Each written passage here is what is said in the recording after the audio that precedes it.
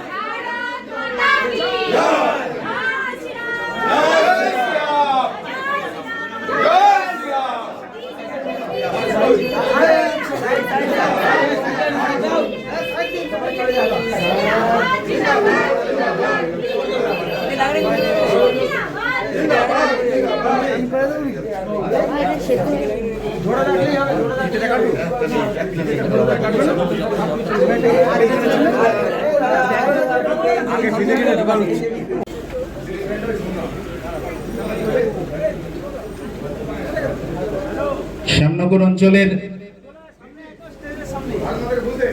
আমাদের কনভেনার রয়েছেন সঞ্জয় বিশ্বাস মহাশয়। আমি ওনাকে মঞ্চে আসার জন্য আহ্বান করছি। আমাদের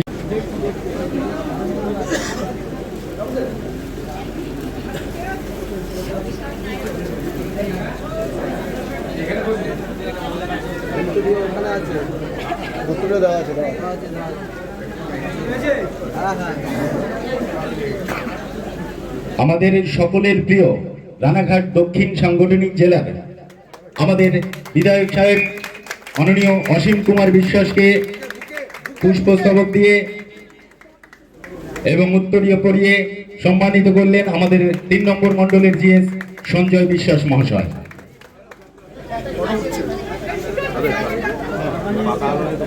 আমি মঞ্চে ডেকে নিচ্ছি আমাদের অঞ্চলের সিনিয়র নেতৃত্ব মাননীয় অমিত ঘোষ মহাশয়কে, এবং উনি পুষ্পস্তবক এবং উত্তরীয় পরিয়ে